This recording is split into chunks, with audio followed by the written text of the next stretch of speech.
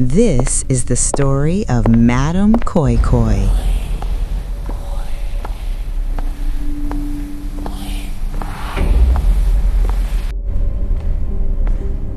The first time anyone heard the sound, it was during prep hour on a Tuesday night. Chioma was hunched over her further mathematics textbook in the dim light of the SS2 hostel when the sound drifted through the corridor, slow, deliberate, rhythmic. Koi, koi, koi. Hard leather on concrete. She looked up. The other girls had heard it too. Blessing's pen had stopped mid-equation. Ada's hand was frozen on her comb. "Is that Matron?" someone whispered. But Matron wore soft slippers that shuffled. This was different, sharper, heavier. The footsteps passed their door, continued down the corridor, and faded into silence. Nobody said anything for a moment. Then Blessing laughed nervously. "This school and its old building, Sha. Everything creaks." They returned to their books, but Chioma noticed that several girls kept glancing toward the door. Mrs. Okonkwo had taught mathematics at St. Agnes Secondary School for 15 years. She was the kind of teacher students respected and feared in equal measure. Tall, dark-skinned, always in starched Ankara and those distinctive hard leather shoes that announced her arrival from 3 classrooms away. She didn't raise her voice often, but when she did, even the SS3 boys fell silent. "If you people are not serious about your education," she would say, adjusting her glasses, "then you are wasting your parents' money and my time." She ran the after-school mathematics club. She stayed late to help struggling students. She reported every act of misconduct without hesitation. The senior boys hated her for it. Emeka, Tunde, and their crew, the ones who extorted junior students, who sneaked out to the village at night, who made life miserable for anyone who crossed them, they especially hated her. She had reported them so many times that Emeka's father, a wealthy contractor who donated generously to the school, had to be called in twice. Then the school's bursary money went missing, 50,000 naira from the staff room safe. The principal called an emergency meeting. Teachers whispered in clusters, and then someone, no one ever admitted who, said they'd seen Mrs. Okonkwo near the staff room that evening. "It's not true," she told the principal, her hands shaking but her voice steady. "I left school at 4 p.m. The gate man saw me." But the gate man suddenly couldn't remember, and when they searched her office, they found 20,000 naira tucked inside her desk drawer. "I don't know how that got there," she kept saying. "Someone is trying to frame me." The principal suspended her pending investigation. Parents heard rumors, students whispered.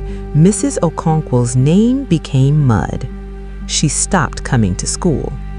2 weeks later, she was found dead in a shallow grave behind the old biology lab, near where the school's property met the forest. Beaten so badly her own family almost couldn't identify her. The police came, asked questions, filed a report, and left. The school held a brief assembly. The principal said something about tragedy and moving forward. They hired a new mathematics teacher within the month. Life at St. Agnes continued, until the footsteps started. At first, it was just the sound, always during prep hour, always in the hostels, always the same slow, deliberate rhythm. Koi, koi, koi. Then doors began opening. The SS3 classroom door would swing wide at midnight, creaking on its hinges, even though it had been locked. The mathematics lab door would be found open every morning, textbooks scattered across the floor in patterns that looked almost deliberate, pages torn out, equations circled in red ink that no one remembered using. Students started fainting. 3 girls in 1 week found unconscious in the morning, eyes open but unseeing. When they woke up, they couldn't remember what happened. Just darkness, they said, and cold, and the smell of chalk dust. The scratches appeared on the hostel walls, long, deep gouges in groups of 4, running from ceiling to floor, fresh ones every few days.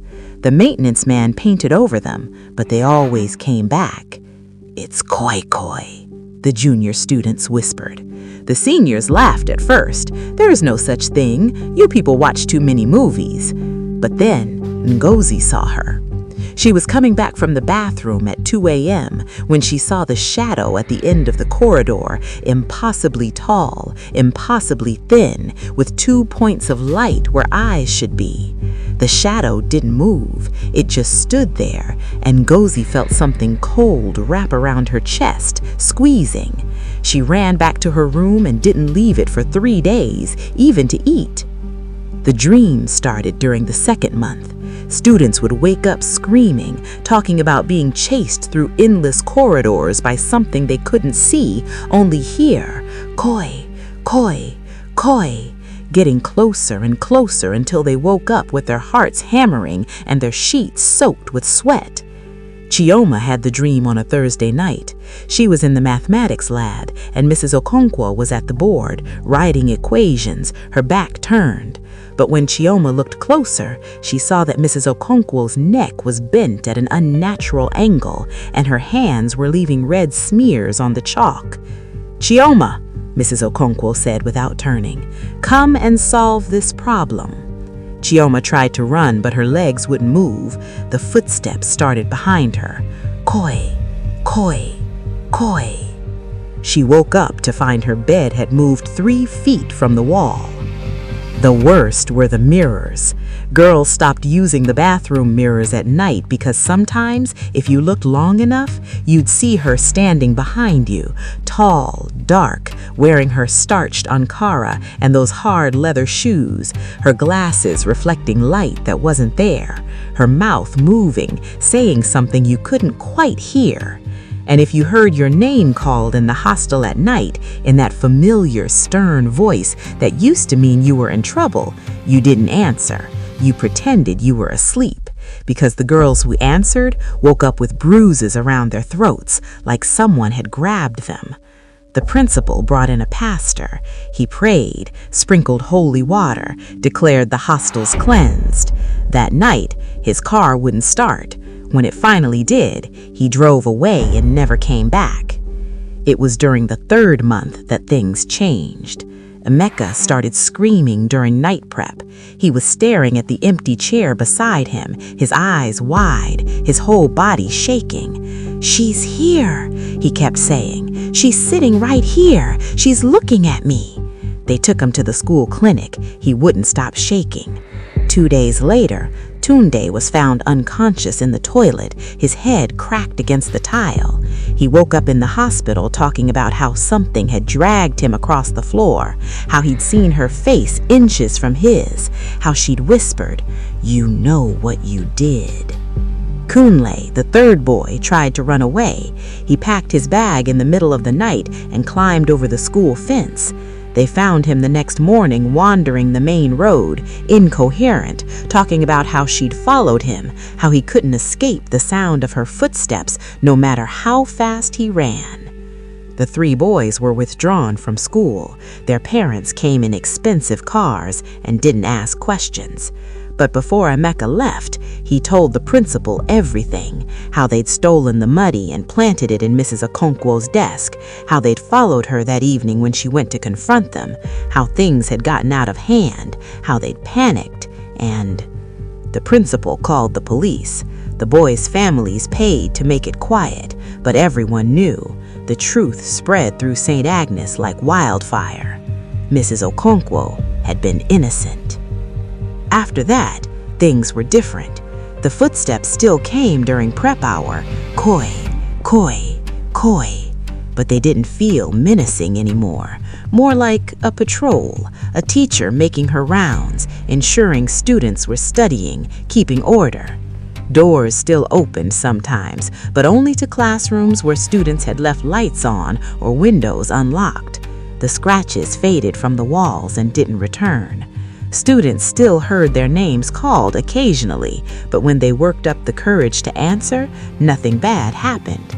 Sometimes the struggling mathematics students would wake up to find their notebooks open to exactly the page they needed, a problem circled, the solution steps written in red ink in handwriting that looked hauntingly familiar.